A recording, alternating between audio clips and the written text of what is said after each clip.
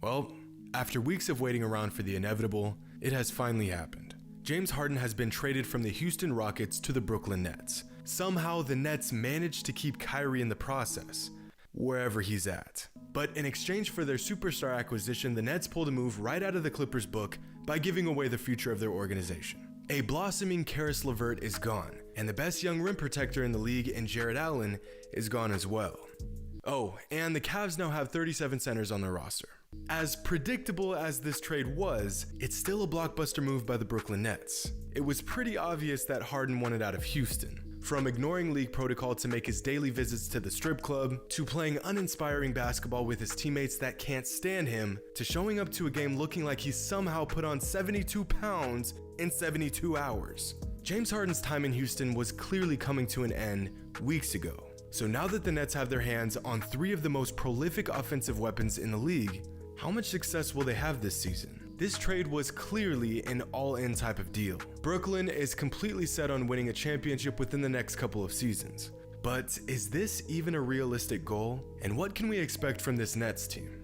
Well, I'd like to begin by showing y'all a chart of the highest scoring trios in modern NBA history.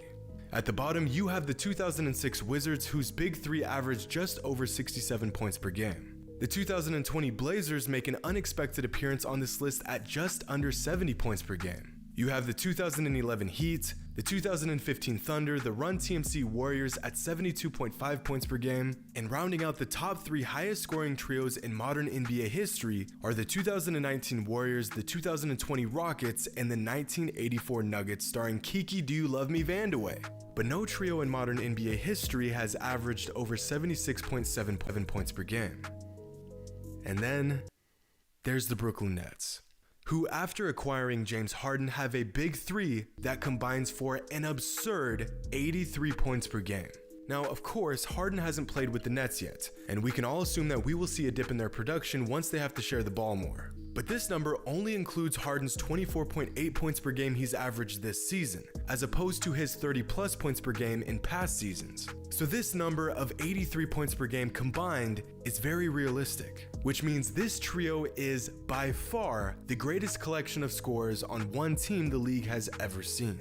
And it isn't even close. But if we take a closer look at this list of all-time scoring big threes, it's clear that just putting the ball in the hoop doesn't always lead to success throughout the season. In fact, it rarely does. Out of these 14 teams, only 6 made it past the second round of the playoffs, and only one team actually won the championship that season, and that team was the 2001 Lakers. So let's take a look at this from a different angle. Usage. Because let's be honest, there's only one basketball on the court, and as much as I like to see Kyrie and Harden cook up a mean ISO possession, this type of basketball will not work if they want to contend for a title. Durant, Kyrie, and Harden combined for an average usage of 94.2%.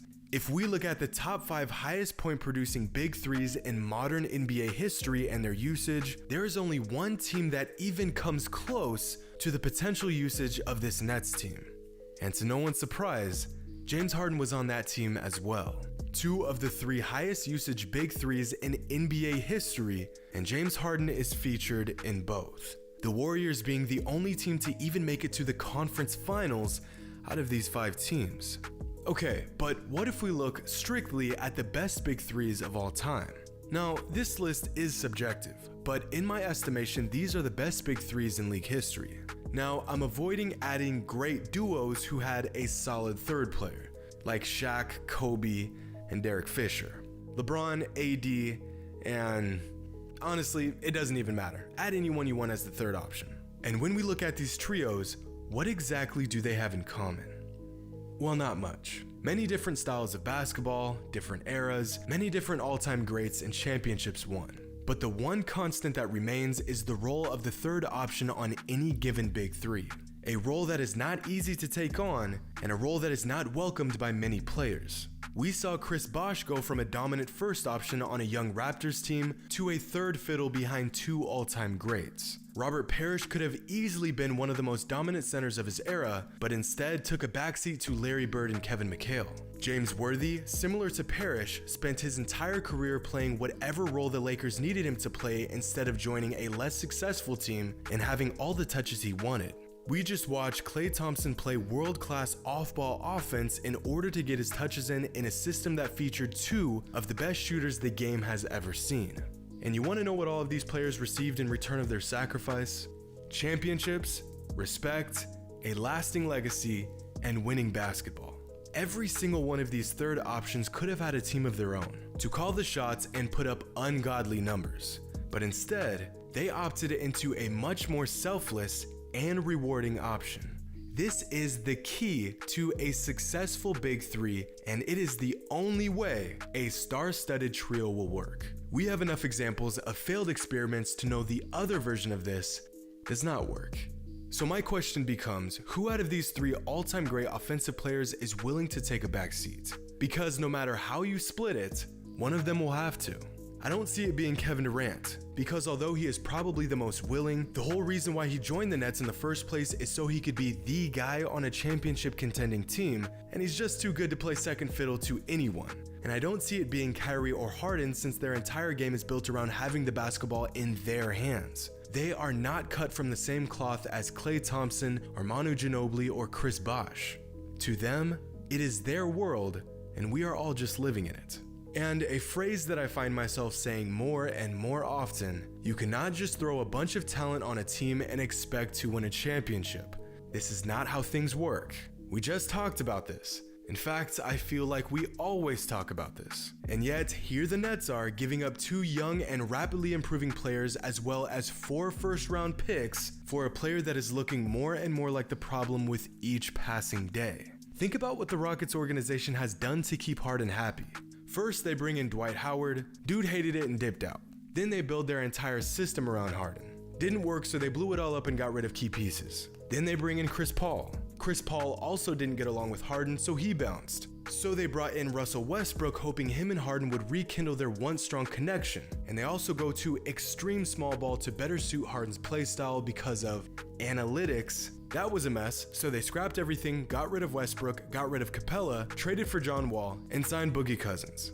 These all look like moves to improve their team, but in reality, it was all to make their superstar happy and more successful. And what does he do to repay the Rockets organization? The man does this. Pair this toxicity with Kyrie Irving's "the earth is flat, third eye, I'm so woke" nonsense, and you've got possibly the least cohesive, nauseating, but freakishly talented duos we've ever seen. And Kevin Durant.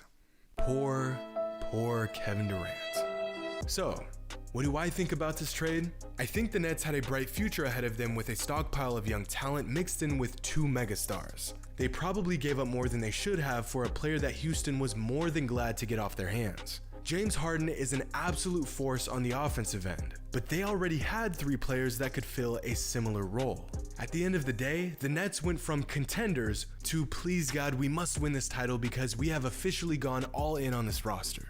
Regardless, I cannot wait to see how Durant, Kyrie, and Harden will play together once, or shall I say if, Kyrie comes back from his spiritual trip. I mean, short hiatus for personal reasons. So, I'll leave y'all with something interesting. A chart showing the most accomplished trios in the NBA. This chart combines for all major accomplishments, such as championships, MVPs, scoring titles, all-star selections, defensive team selections, pretty much any meaningful accolade, and displays that number as one grand total for each NBA team's best trio. Enjoy. And as always, until next time.